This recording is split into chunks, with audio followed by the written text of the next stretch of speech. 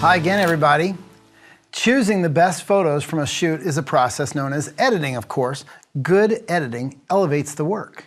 The editors I work with at National Geographic Magazine and here at the Teaching Company as well are among the best in the world. Between working with them and editing my own work over the years, you can see I've picked up a few things. So let's talk a little bit about this so you can apply the methods I've learned to your own work. In this lecture, we're going to go through several groups of images and then pick the one that really stands out. We're going to work towards that payoff, I guess. We'll have to pay a bit of attention though, because some of these images are going to look similar to you, but not to worry. Good editing takes a little time and some practice, just like good shooting. And sometimes, you know what? I can't really be for sure which one's the best. I thought we'd start out big though by editing a couple of takes or shoots I did in Africa and then end up closer to home. So first, a little story about editing for National Geographic. I was on assignment for them in Uganda and I was there for months. I had an assistant there running camera traps as well, and we would set these cameras along water holes and game trails and carcasses. And we got lots of really intimate shots. Leopards coming down off Cape Buffalo at dusk with these camera traps, hippos at water holes glowering at the camera, you know, anything we could get. Hyenas lounging around a den at night. We really, I thought, did well. Now in the end, National Geographic used about 6 pictures out of that entire coverage of 30,000 frames. 6 pictures from the two of us working there for months and months. Man, that's tough, isn't it? I mean, they were good pictures that they used, don't get me wrong, but 6 out of 30,000, you better have a tough skin if you work for National Geographic. So National Geographic, 6 pictures, 30,000, they were delighted. They were very happy with the coverage. They'll employ me again, it looks like. I live to shoot another day. My point is in all this, at National Geographic, we are not afraid to really hone our edit down to only the very best, and you shouldn't hesitate to do the same. Maybe not that drastically, of course, but you need to be fairly brutal in your edits nonetheless. Bad photos and a lack of editing are one of the reasons that slideshows have gotten such a bad rap as snooze fests over the years. Let's look at how you can avoid falling into the same trap, okay? Let's talk about how we sort out our general take, I call a shoot a take, down to just that one keeper. Let me show you how I got to a nice picture. This picture, you've seen it before, of a lion in a tree at sunset. Now, this is a good illustration of the editing process in my mind. Believe it or not, when we got there, that tree looked like this. Wow. Pretty rough, right? Now there are 2 male sleeping lions in that tree. You can't see him. There's one, he's on the left side. These are brother male lions. One's got a radio collar on, so we know he's in there somewhere, okay? Here's the other one, out on that branch. Tough to see, huh? They're so hidden by branches and shade, you'd never know you were there. So how did we go from these to that one that I showed you in really nice light? Let me show you. Basically, we start by sitting still and waiting and being patient. We know these lions are nocturnal. They're going to hang out and they're going to stay right there. They're not going to go anywhere. They're just going to sleep because they've been up all night trying to feed, or maybe they killed something. They're going to lay around during the heat of the day. That's why they get up into the trees. Here we've got the lion on the left, one of the brothers. You can't hardly see him at all. You really can't.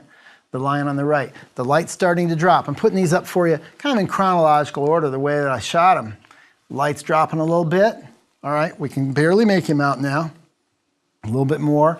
We're starting to put a little bit of light on him. Just a little bit. Now we look. It's really darkening down. The sky's getting a nice blue color. We're putting a little bit of light on him in the form of a little spotlight that runs off the cigarette lighter in the vehicle we're in. We're always in the vehicle. I'm just actually sticking my head up out the roof of the vehicle, and we're on a slope across from that tree.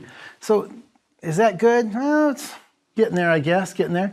And notice I'm playing around with the composition. I'm not really sure as I'm shooting. Not really sure. Is that one better? I don't know. Let's keep going. Let's keep going. Maybe a clear winner will stand out. Well, you know what the winner of this is. The light's a little overexposed there, a little bit too bright, but now we can really see him. That light really helps. So now's when we're getting down. Okay, I think we got something there. I think we got some. The blue in the sky is really nice, a nice royal blue, and the lion's there. Now the brother, he goes down the tree. We shine our light on him. He's gone into the deep grass. He's going out hunting. This guy's still there. So let's see which frame is the best. Maybe not so much loose. I don't think so. I think we need to be tighter. I tried a couple more loose. I don't know. Oh, he's standing up. Okay. All right. Now I'm framing off to the left. He stood there. He looked about. That's it. That's the one. And as soon as I shot that, he walked down the tree limb. You know how long he was up on that tree limb? 5 seconds. I looked on my counter in my digital files. 5 seconds. He stood up, looked my way. That was it. So that's our keeper. Now that's a pretty obvious one, isn't it? That's pretty obvious. We can see where we're going with that because there's one that really stands out. Let's look at another situation that's not quite so obvious here. This is the Albertine Rift of Uganda. Here we've got crater lakes caused by ancient volcanic activity. Okay, I wanted to do an aerial. It's National Geographic after all. But watch how this turns into something more, and we even get a twofer here, and our edit helps to get us there. So we start out very wide. These are crater lakes, and I notice, yeah, these have this kind of unusual stuff in the water. What is it? It's algae brought on by the sun, is what I've heard. So we fly around it. We're in a little fixed-wing aircraft. That might be the frame. That's a nice wide shot, good color right here. It's a nice landscape. So I'm looking at that, I'm thinking, okay, it's better than this. Yes. It's better than that. Yes. It's better than that. Why?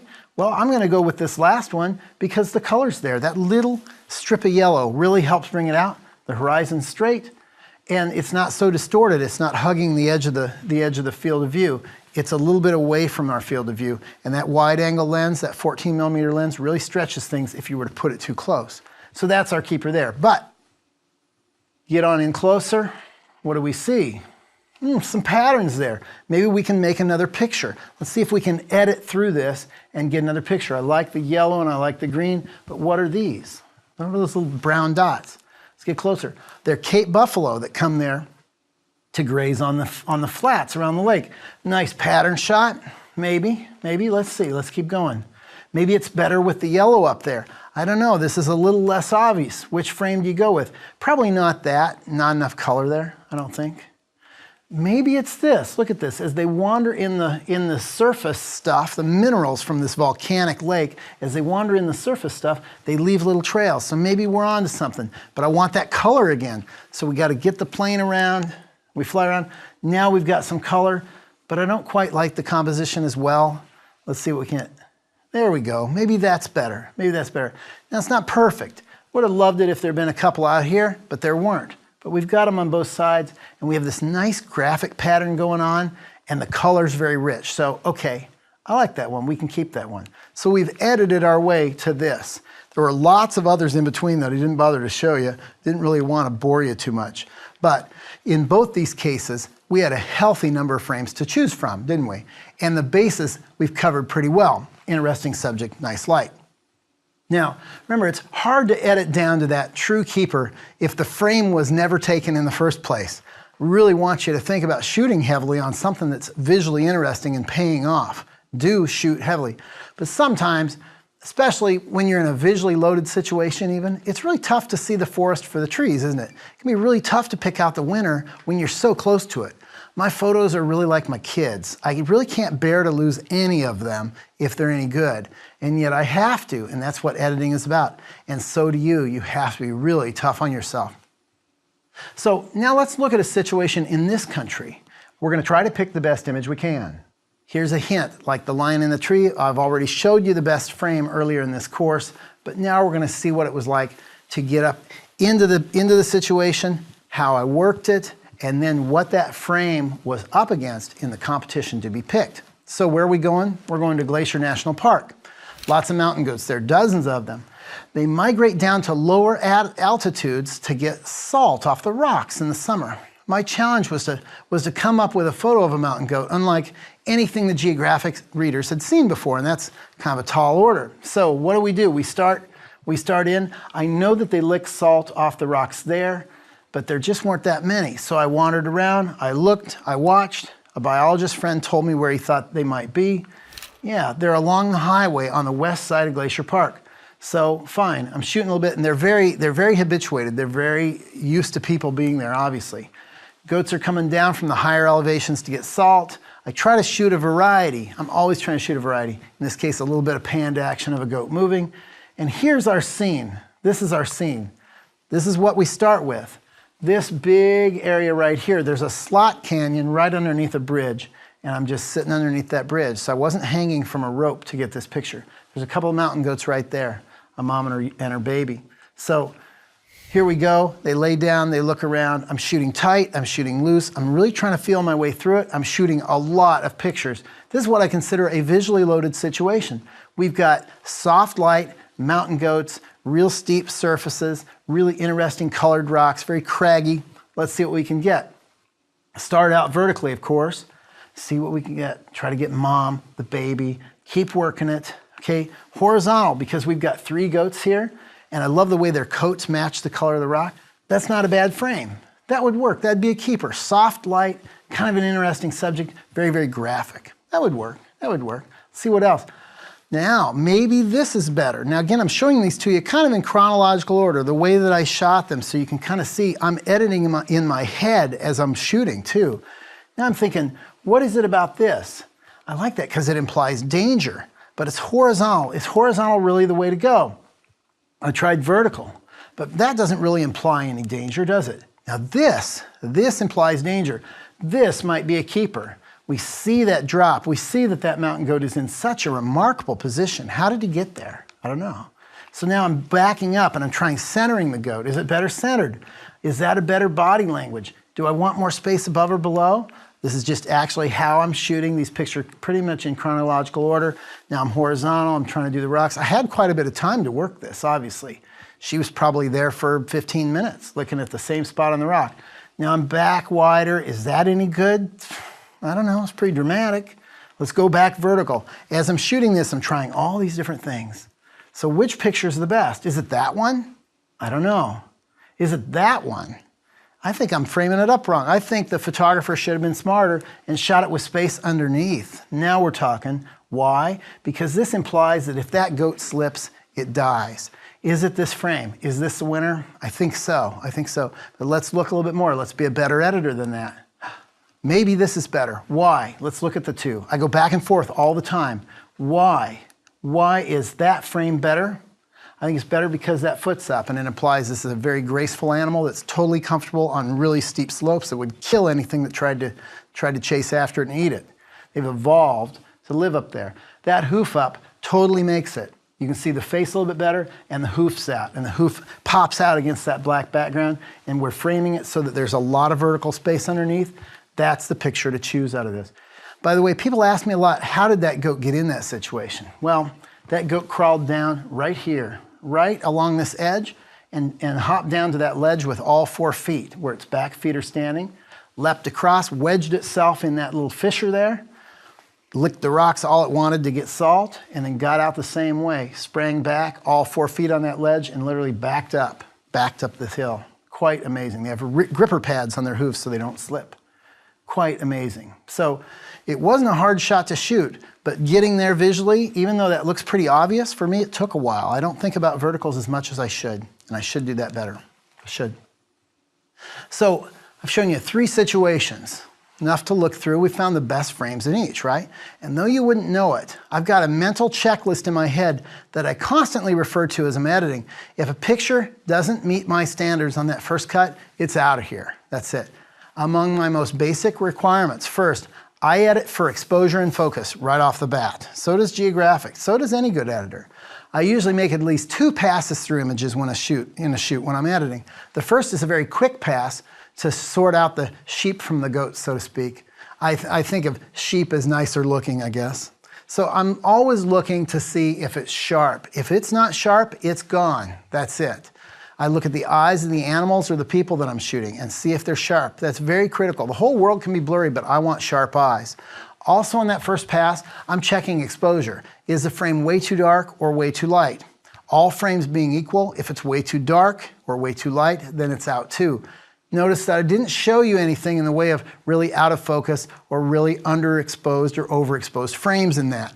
I'm trying to avoid the obvious here, as we all know that the blurry and dark and too bright work won't cut it, so I didn't bother you with that. And with auto exposure on my camera, I really didn't have too much in the way of exposure or focus problems because the animal's there, it's good contrast, it's good light, fairly easy to do. I want you to remember though, that if a frame is too dark and it's of something very special, I wouldn't pitch it, not just yet. You can usually save a frame that's too dark digitally. You can render a nice image out of a dark picture, but if it's really blown out white, there's no information there. It's really tough to save. So I will quickly discard those because I know my geographic editors, when they get to those pictures, they'll discard them as fast as they can. Also, remember that you can fix some things digitally, but it's really only worth it if the photo is very, very valuable, right? If it's a grand old building, right before they push the plunger down to demolish it, and all you have are some really under or really overexposed images, well, yeah, I guess you could try to save those, I guess so, because it won't happen again. It was a once-in-a-lifetime thing. Otherwise, you're much better shooting it correctly in the first place or going back to reshoot if you can, rather than try to salvage something that's really a terrible exposure. You know what I mean? If it's out of focus, then that's even harder to justify saving. Man, I toss them. I get rid of them. Now, I do save every original file from my shoot, but I just don't select those. And if I file them, I put them on a storage medium and I forget them. I don't really throw away a ton unless it's really obviously bad, but I don't go back to those again. My edit's about winnowing down from thousands to dozens to just a few. Now, once I've swept through the pictures and got rid of the soft ones and the poorly exposed, then I can really concentrate on finding the best images. When I was starting out, this initial run-through of mine used to eliminate nearly half the photos I shot. But since technology and I have both improved with time, I shoot fewer frames now that are really, really, really awful in terms of exposure and sharpness. Hallelujah for that. Now, besides yearning to discover something that's lit and composed well, I've got a final test for you. Is it interesting? You've heard me say this a lot, but it's so true. A good analysis of this is what I call my Hey Hun test. If I was driving down the road with my wife next to me, would I tap her on the shoulder if she was reading a book and say, "Hey, hon, look at that"? Would I? Would I distract her from her reading to do that, knowing that she doesn't get much of a chance to read with 3 kids hanging out around her all the time? So it better be worth it. That's kind of the test that I use. So many pictures these days are technically perfect, but lack a truly interesting subject. Man, just think about the junk that you see all the time. Pictures just aren't interesting. So after you've done all that, and you're sure about it, and you're still stuck trying to find the best between seemingly equal photos, does that happen to you? Happens to the best of us. Sometimes it's just really hard to tell which one is best, isn't it? What I do then is I trust my gut. I trust my initial instinct or reaction to the pictures. Humans are very visual creatures, and we react to images the instant we see them. If you flip to an image and you instantly like or dislike it, that's a feeling worth noting in your edit. Okay? All right, let's take another run with this, something that's even closer to my home, state fairs. Let's look at this for a little bit. All right, so state fairs, I was assigned to do that for National Geographic, and I thought, what about state fairs would be kind of fun to shoot? I thought, okay, what can I shoot? I like the fact that people sleep with their cows at state fairs. So I wandered around and I shot a bunch of people sleeping with their cows. It's very easy to do. They stay there all night to tend their livestock. Somebody's got to be there. A family member usually has to be there to spend the night. They can't just leave the animals in these fair barns. So I go on in and I wander around. I'm going to kind of give you a running commentary of whether these pictures are in or out as we go. So I'd say that's out because he's a little stretchy. I like the way his head pops out.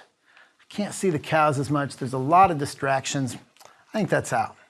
This one, a little bit better, but again, I've used this wide lens and I've really made his arms bigger than his head. When am I going to learn? I need to use less of a wide lens right there. I've used too wide a lens, really have stretched that out. All right, next. This isn't bad. I like the colors here. I like the fact that she looks like she's sleeping. I love the little pink phone right there. I like the cows. This doesn't hold up as well for me. So I moved. I think I moved when I shot this. Yes, I came in. Now I see another girl here. But again, using that real stretchy wide lens. I don't know. It's just a whole lot of blanket there. Is that what I want to show? I need to learn to use a little bit longer lens and less of a wide lens. I like the shallow depth of field. We've got cows here. This is an almost, but man, there's so much color, and the rest of that scene is very earth tone. I don't think so. Now this. Now we've got a scene. I like this. I like this scene. I'm standing back here a little ways with a longer lens. By longer, I mean maybe it's a 50 millimeter instead of a 24 or a 20. I like the way that this is working. I like the fact that they stand out from the background on that couch. I like the other action going on in the background. Okay, so I'm gonna work this a little bit. She seems to be waking up a little bit, probably because there's a camera clicking near her. I'm kind of working around here. Is that as good?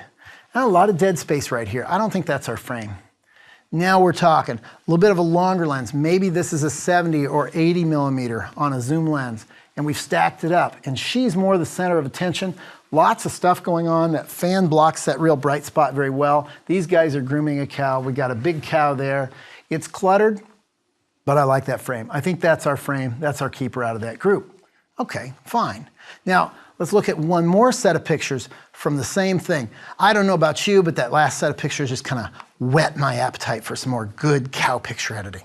So let's do some more here. All right, this is at the Minnesota State Fair now. What are we gonna do? Well, they have a huge dairy sale. Minnesota is big into dairy. Big dairy sale in a big arena. Lots of cows, hundreds of cows are shown. Let's look. I thought, no, get up. I'll get a little height here. Let's see. A little bit of height.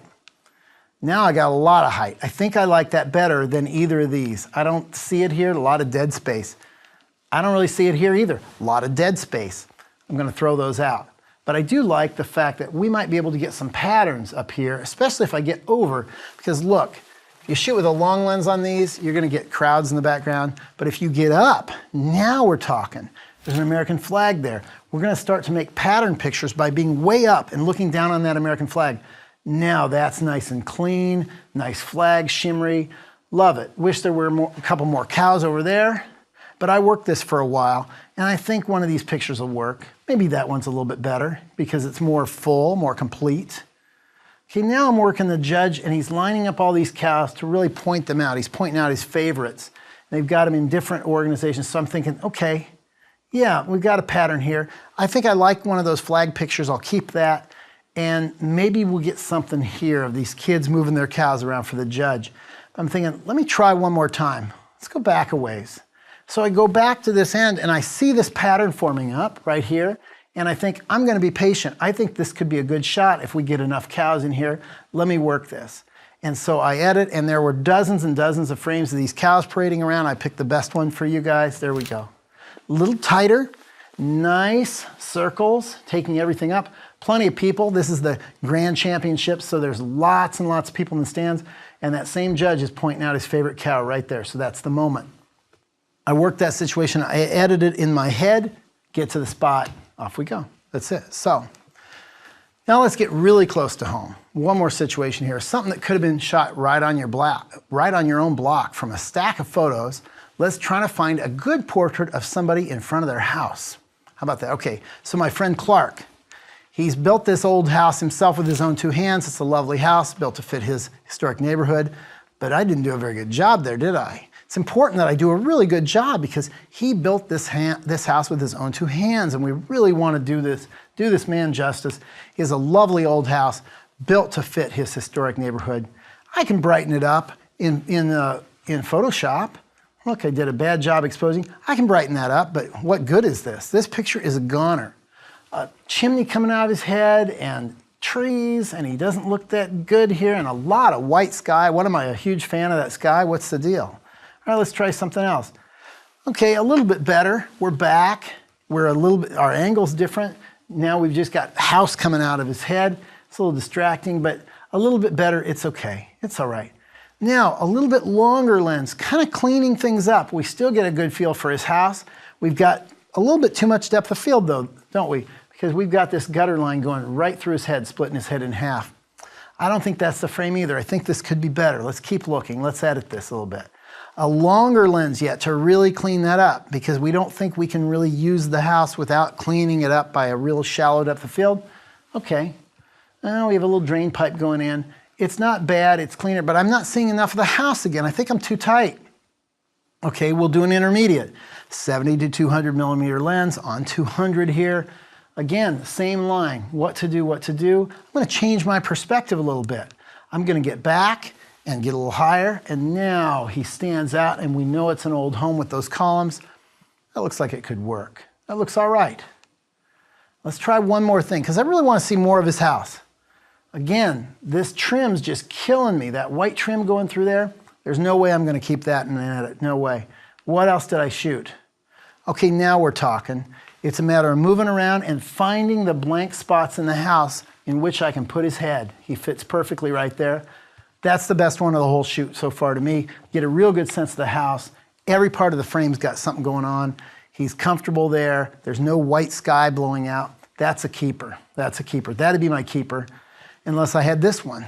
I like this one a little bit better. Might not be as good technically, a little bit of window coming out there, but he fits right in there in that eave. And most importantly, it's a little moment. He's happy. He's probably happy because the shoot's over with. So out of all those frames, that's my keeper. Nice sense of the man and the house he's built. His jacket's not cut off. We got good color. Every part of the frame's working. So that's all right. So what could possibly go wrong when you're editing? I'll tell you the biggest problem of all, one I see all the time. I mentioned it, not being critical enough of your own work in the editing process. You've got to be brutal. You're the one that cares the most about it. They're your pictures. You're the one who's invested all the time and the money and the travel.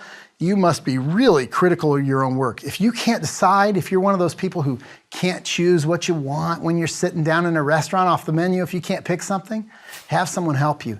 Get other people's opinions. This is a huge deal. It makes the work better if you have other people's opinions, actually. I never try to edit myself fully. I have people helping me. And I'm a pretty good editor, and I want other people to look at my work. So be critical of your own work, push yourself, but let others do it too. It really helps to have a friend edit with you, someone who has a very good eye, someone you trust. Don't argue with them. Don't bristle at what they say or they won't come back, especially if they're good. Just take it as the gracious gesture that it is, that someone's taken their time to look over your work and give you their honest opinion. Then after you have their opinions in hand, you can make the call about what you think's the right thing, which is the right picture. Remember, once you start shooting, you're quickly going to find yourself building up to a library of images, a very large library if you're shooting digital. And it's so easy to shoot multiple pictures of something, and those pictures are going to be very close together, right? Remember with film, you used to have 36 pictures on a roll, and then you stopped and you thought, do I really want to spend more money on this next roll to develop, or do I think I have it? Not so with digital. So we shoot a lot more pictures digitally, at least I know I do. And we must be much more discriminating when we go to edit. Learning to choose the best ones is almost as important as learning where to point your camera. We want to be able to edit our own work, don't we? We want to shoot it well in the first place and then have the guts and the nerves and a thick enough skin to edit ourselves down to 1 or 2 pictures from each situation. That is a tall order sometimes and is really, really uncomfortable. But if you want to improve your photography, you must become your own worst critic. If you can't really put the editing pressure on yourself to know when your pictures stink and when to get rid of them, or when your pictures are just so-so and get rid of them, or when your pictures are kind of good and get rid of them, then the great images for you will be few and far between because you will not be uncomfortable enough to get any better. Editing makes you better because it shows you what you've missed in the field. When I have people come to me who want to work for National Geographic, and there are plenty, they send me a portfolio. You know what, I'm not looking for their best pictures. I'm looking for their worst ones every time. That tells me where their mind is. That tells me whether or not they know how to edit themselves. If they don't have any business working there. In fact, I have never thought, wow, that picture is just perfect. I can see problems with every picture I've ever done. Take our keepers from today, our keeper pictures, for example. Sure, I'm attached to the ones that we ended up with, but I don't have any up in my house. I don't have any of my own work up in my house other than some snapshots of my kids. Why? Because I see the problems in them. That, I would argue, that one thing is the key to getting better, being really uncomfortable with your own work. By the way, a good editor won't care how hard you worked or how far you traveled to get a picture. As an editor, that's not their job. What matters is the image they're seeing. Is it well crafted? Is it edited well? Could it be better? Could you go back and do it again? These are the things I'm thinking. Really, you should be thinking about the same things in the same way. It's only about the image. That's it. That's it. So I wanted you to know that even a National Geographic photographer constantly seeks out the opinions of other people. I don't trust myself, and I have been at this a long time, folks. I'm always seeking out the advice of other people. I can't decide, is this any good? I have a feeling whether it's good or not, but really, picking the actual frame is tough. That takes multiple people sometimes. Multiple. Sometimes I'll go for a consensus and show a picture to 5 or 6 people, or show a group of pictures. What do they think? I go with the majority opinion sometimes. I really do. It's not an exact science. This is art, and that's very subjective. So your assignment. From a day of shooting, I want you to do a complete edit. Start by making those rough selects, marking them, get rid of the junks, and then note your primes and your real keepers, the ones you're going to get down to. Narrow it down to 1 picture per situation. 1 picture per view or direction would work too for this. Really narrow it down though. If you've had a big day of shooting, narrow it down to 20 pictures from that day. That's plenty. I've done entire stories over months where I don't have 20 pictures run. Narrow it down. If you can narrow it down to 10 or 5 pictures, that's even better. Or dare I say, pick your favorite picture from that single day. It's hard, but you can do it. You have to do it in order to become a better photographer. So in our next lecture, whether you're presenting a slideshow or putting an album together, learning to tell stories with images is an extremely valuable skill. We're going to discuss that and why shooting great picture stories or photo essays is truly the highest form of photography. By the way, it's hard to believe, but our next lecture is our last, and that means the most to me, this next lecture. I've saved the best for last, in my opinion. We're going to talk about storytelling, which is about all I do, and why it's so important. This is the reason that I'm on the road so much each year, the thing that I think can change the world for the better. So it's a great way to close out the course. Please come right back.